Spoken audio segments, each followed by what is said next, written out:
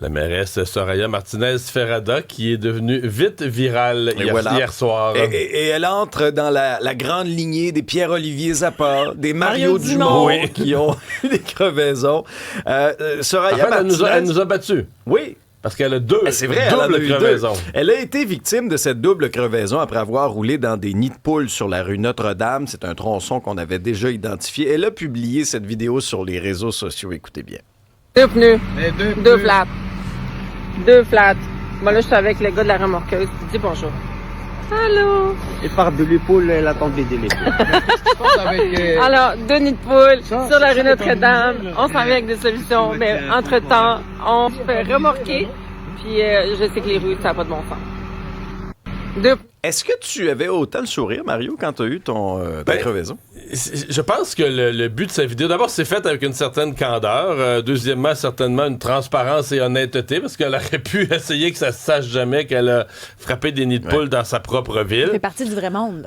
C'est ça. Donc, elle veut se positionner du côté, regarde, je suis pas mieux que les autres, ça m'arrive moi aussi. Mais... il n'y a personne qui rit de même. Là. Je veux dire, moi, je peux te dire, quand j'ai attendu 3 heures... Quand j'ai attendu 3 heures et demie après avoir pété mon char un vendredi après-midi avec ma semaine dans le corps, j'ai pas beaucoup ri. T'étais pas là? Non, j'ai pas ri.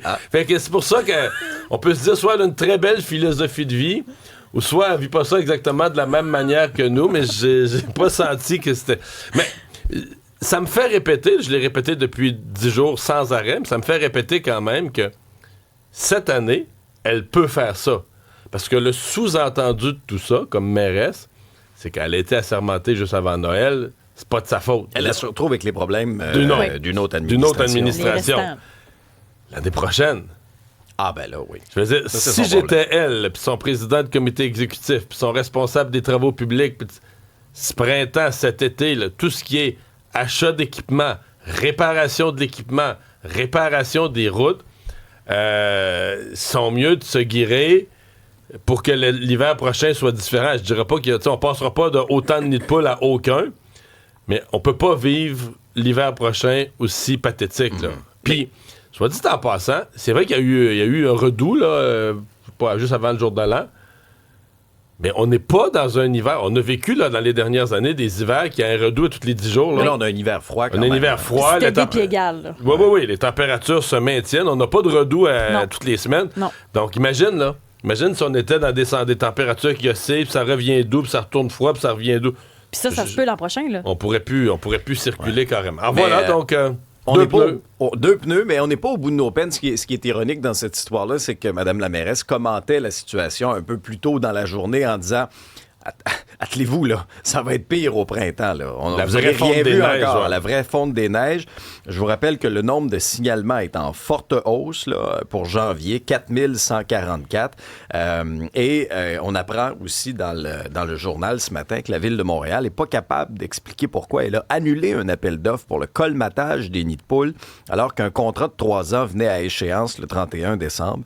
Alors ça aussi, là, ça rentre là, dans les effectifs, ça rentre dans les outils à notre disposition pour avoir une ville qui n'est pas cabossée à grandeur. Une planification. Oui. Et il y a un impact qu'on découvre, parce que, bon, évidemment, les automobilistes font du zigzag, ce que ne peuvent pas faire les conducteurs, par exemple, des autobus de la ville ou d'autres camions. Et qui sont sur la route à journée longue, là, pensez-y. C'est un article intéressant dans le journal de notre collègue Marie-Laurence Delenay qui nous apprend que le nombre très élevé de nids de poules n'a pas d'impact seulement sur nos véhicules à nous, ça compromet aussi, peut-on lire, la santé de ceux qui gagnent leur vie derrière le volant, comme les livreurs, les chauffeurs de taxi, les chauffeurs d'autobus, nos collègues de l'agence QMI qui ont sondé une dizaine de conducteurs de la STM, et on peut lire que leur constat est sans appel. Cette année, c'est la pire de toutes. Les conséquences sont nombreuses aussi au niveau du stress, au niveau de l'hypervigilance.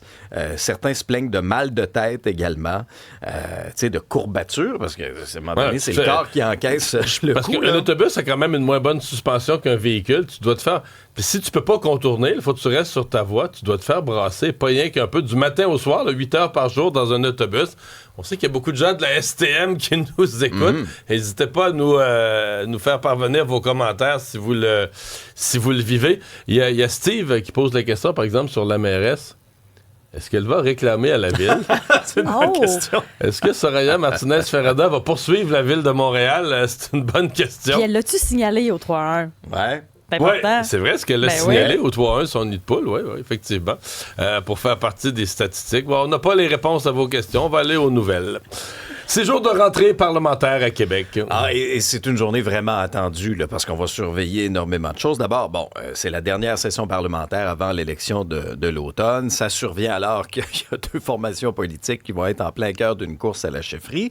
Et on va aussi assister au grand retour de Marois Risky, qui a été au cœur de cette tempête qui a frappé le Parti libéral. Et d'ailleurs, hier, on a connu la version détaillée des faits de Marois Risky, là, dans toute cette saga l'opposant à son ex-chef de cabinet, Geneviève Hintz. Ce qu'on apprend dans les documents déposés en cours au niveau de la défense là, de Mme Risky, c'est que la députée dit que son ex-chef de cabinet, Geneviève Hintz, lui aurait menti et lui aurait caché des choses en lien avec du financement partisan, là, le fameux fling-flang. La décision de congédier la chef de cabinet de Pablo Rodriguez a été le point de départ de la tempête au Parti libéral.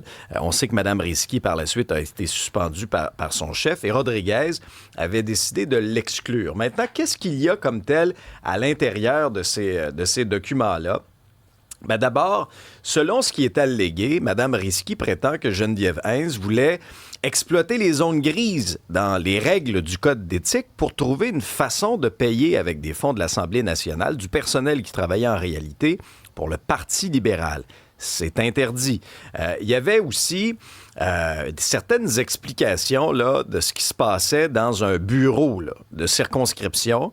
Ça, c'est plein de mystères. Oui, ça, c'est plein de mystères. Parce que les mots qui sont employés, là, que c'était... Il y avait bien des cartes de membres, bien du cash. Ouais. OK. Je vais vous citer effectivement du cash, des cartes de membres, beaucoup de gens. L'équivalent d'une situation de blitz de vente de cartes de membres. Là. Mais là, ça impliquerait... Il y a deux questions là-dedans. Un, ça peut pas se passer dans un bureau de comté. Ben non. Un bureau de comté, c'est pour recevoir le public. Il faut que tu aies, soit que tu as un local partisan. Les activités partisanes doivent se passer en dehors du bureau de comté. Ça, c'est une partie.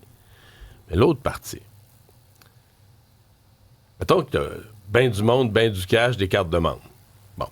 Techniquement, mettons que la carte de membre, je me souviens plus du prix, mettons qu'elle est 10 $. Ouais. Bon, mettons, si tu as 50 personnes, c'est chaque personne a son 10 $. Tu comprends? Ça fait du cash, ça fait 500, 50 fois 10, parce que chaque personne amène son 10 $. Ça, c'est la version régulière de la chose. Ce que Mme Risky peut avoir des raisons de croire, c'est que toi, tu as une grosse pile de cash, là. Il vient d'où? Tu dis, est-ce que c'est chacun qui a amené son 10$ ou est-ce qu'on est en train de... Est-ce qu'on est en train de distribuer des cartes de membres gratuitement parce qu'un donateur en argent comptant a fait un don? Tu comprends-tu la petite nuance quand on dit... quand on dit il y a bien du cash puis des cartes de membres, la crainte, c'est ça. Et dans ce cas-ci, c'était au bureau de Sona Lacoyane-Olivier. On se souviendra qu'elle a été exclue du caucus le temps de l'enquête de la commissaire à l'éthique. Alors, tu sais, on comprend peut-être un peu mieux la décision de l'exclure le temps de l'enquête. Et l'autre point d'interrogation, c'est que savait Pablo Rodriguez? Là, ce qu'on apprend, selon les prétentions de Mme Risky, c'est que Pablo Rodriguez lui-même souhaitait utiliser les ressources de l'Assemblée nationale pour payer du travail partisan. En novembre dernier, il y aurait eu un entretien téléphonique. Il aurait dit vouloir embaucher 2 nouveaux conseillers spéciaux pour l'aider à répondre au fameux livre bleu du Parti québécois sur un éventuel Québec souverain. Rodriguez, depuis l'automne, il dit « J'ai rien à me reprocher, je n'étais pas au courant de rien ». C'est pas ce que Mme Risky dit. Alors, Mme Risky, donc, qui fait son retour aujourd'hui à l'Assemblée nationale, ça va peut-être... j'ai l'impression qu'elle va attirer l'attention des médias, probablement plus que les chefs de parti aujourd'hui. Finalement, bon, c'est parti, là, entre Christine Fréchette et Bernard Drainville. Oui, et là, on sent que le ton monte un peu, là. Notamment, Christine Fréchette a répondu à Bernard Drainville, dans le cadre de cette course-là, a dit à son rival qu'il manquait de rigueur en colportant certaines informations qu'elle aurait été prévenue à l'avance du départ de François Legault. Et ça, elle le nie. Mais ça, c'est une rumeur là, qui circule. Probablement que tu l'as aussi entendu, Mario. Elle était à Rivière-du-Loup hier, un beau coin. Oui, magnifique, très beau coin. Elle a dit qu'elle était déçue que Bernard Drainville utilise ce type d'informations-là pour expliquer qu'il soit en retard dans la course. Ça, c'est intéressant aussi parce que mis à part leur chicane, il faut aussi mettre certaines idées de l'avant. Et Christine Fréchette a dévoilé un premier engagement pour faire face à la crise du logement en promettant qu'un gouvernement Fréchette allait rembourser une partie significative de la fameuse taxe de bienvenue facturée par les municipalités aux premiers acheteurs d'une propriété. Alors, ce qu'elle dit, c'est qu'une fois la mise de fonds payée, les frais de notaire, les frais, l'hypothèque, la taxe de bienvenue, c'est souvent la goutte qui fait déborder le vase. Alors, elle veut effectivement rembourser une partie. Ça fait, c'est parce qu'on en parlait il n'y a pas plus tard qu'il y a quelques jours, là, de justement la pression que ça faisait parce sur les acheteurs. Les taxes de bienvenue n'ont pas changé, les pourcentages puis les modes de calcul n'ont pas changé. Depuis l'époque où les maisons se vendaient, les bonnes galos se vendaient 125 000. Là, aujourd'hui, ils se vendent 600 000 dans la région de Montréal. Fait que tu comprends-tu l'argent que ça coûte, ce que ça coûte aux villes? Parce que la veille, c'est intéressant, elle sort ça hier, et la veille, Éric Duhem, au Congrès du Parti conservateur du Québec, s'était attaqué à la taxe de bienvenue. Quand je dis c'est intéressant, ça fait 40 ans que personne s'est attaqué à la taxe de bienvenue, là, qu'on l'endure. Les gens qui la payent sont frustrés. Les taux ont été maintenus, puis maintenant, donc les montants sont devenus démesurés. Alors, c'est comme la première fois, puis 2 personnes de 2 partis différents qui lancent ça sur la place publique, là, qu'il faudrait peut-être s'attaquer à la taxe de bienvenue. Je retiens ça positivement. Le Canadien Justine a perdu hier au Minnesota. Après 15 ans sans gagner au Minnesota, on pensait que cette année, c'était le temps de conjurer le mauvais sort. On appelle ça la malédiction. OK. Fait que 15 ans sans remporter un match au Minnesota, même s'ils avaient connu du succès au Centre Bell, c'est autre chose en territoire hostile.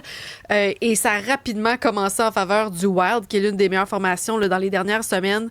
Les premières secondes, tu n'avais pas intérêt à être aux concessions de nourriture là, parce que tu avais déjà manqué le but. 38 secondes, déjà le Wild qui prenait l'avance. Ce que j'ai quand même aimé, c'est qu'on s'est accroché. On connaît le Canadien pour ses remontées. Gallagher, qui n'avait pas marqué depuis 9 matchs, a ralenti, soyons honnêtes, cette saison. Alors, un 5e but cette saison qui est venu relancer le Canadien. Et après le vétéran, c'est l'union des forces des 2 jeunes.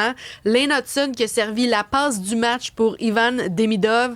À ce moment-là, le Canadien a repris de l'énergie. C'était 2-2, là. Ben oui, là, on y croyait là, à la fin de cette fameuse malédiction-là. Kirby Dach qui est venu donner l'avance aux Canadiens pour la première fois.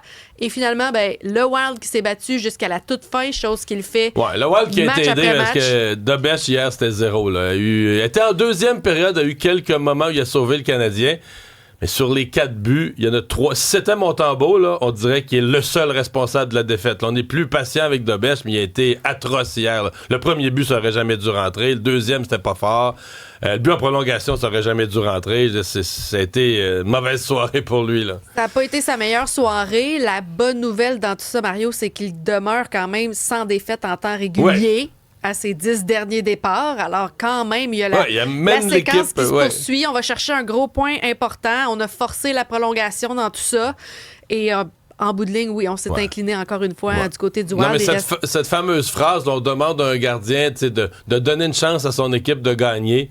Hier, Dobech n'a pas vraiment donné de chance aux Canadiens de gagner. Parce qu'il n'y a pas eu beaucoup de lancers.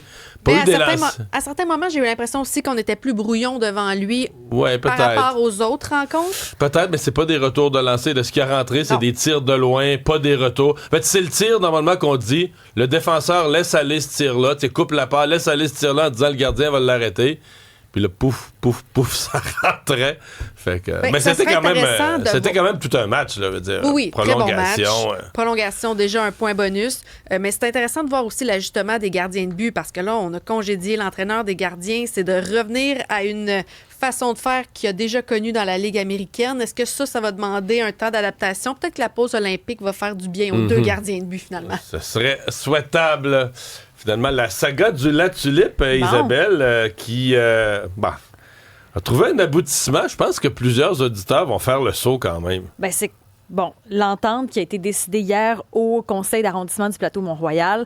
La saga prend fin hors cours entre La Tulipe et Pierre-Yves Baudouin qui faisait un tas de plaintes contre le bruit. La Tulipe qui est fermée depuis 2024. C'était une décision de la Cour. 350 000 $ seront remis aux plaignants. 350 000 remis aux plaignants.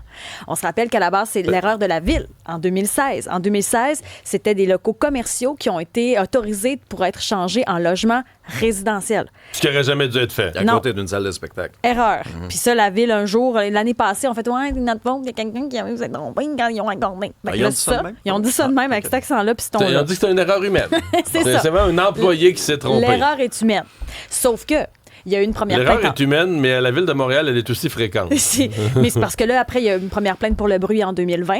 Oups, il faut dédommager M. Baudouin parce qu'il ne faut pas faire de bruit puis il faut aménager un paquet de trucs. En 2024, la salle ferme. Il y a eu une couple de manifestations devant parce que c'est plus possible. Il faut qu'il cesse de faire du bruit. Une salle de spectacle qui fait plus de bruit, ça se peut pas. Puis là, ben, on est rendu en 2026. Puis finalement, on a réussi à s'entendre hors cours. Les gens sont contents. La force, c'est que Baudouin va reconvertir en vocation commerciale, donc va un peu céder sur ce que la ville lui a donné pour 350 000 $. Exactement. Donc, il y a un délai de 60 jours. Le voisin qui est de la salle de spectacle renonce aussi à contester les usages de la tulipe en question. Maintenant, il n'y aura plus de possibilités. Maintenant, tout est possible pour ouvrir la tulipe. Après moi, ses voisins, lui, ont dû porter plainte pour bruit hier tellement qu'il a fait un party. Là. Mais l'affaire, là... Quand il a eu son chèque... Imagine, 350 000, c'est ce que ça a coûté, l'erreur est humaine. Mais sauf que l'affaire avec ça, c'est que est-ce que ça pourrait donner envie à d'autres voisins de porter plainte? Parce que tu te dis, hey, pour 350 000, c'est peut-être une façon de faire de l'argent. Je sais pas. Je sais pas. La question se pose, mais c'est... Quand je dis faire sursauter, là, d'après moi, j'ai vu ça, je me disais, c'est pas croyable, c'est pas possible. Est-ce que, j'essaie de comprendre la somme, est-ce que c'est parce qu'il doit déménager, fait qu'on veut prendre en charge? Puis quelque part, lui, il cède son droit. Ouais. La ville, il a donné le droit à un édifice résidentiel. Là, lui, il redonne à la ville la vocation commerciale. Il se relocalise. Est-ce que ça... Quand même. C'est beaucoup parce que c'est pas 35 000, 350 000, c'est quasiment le prix de racheter un condo. Enfin...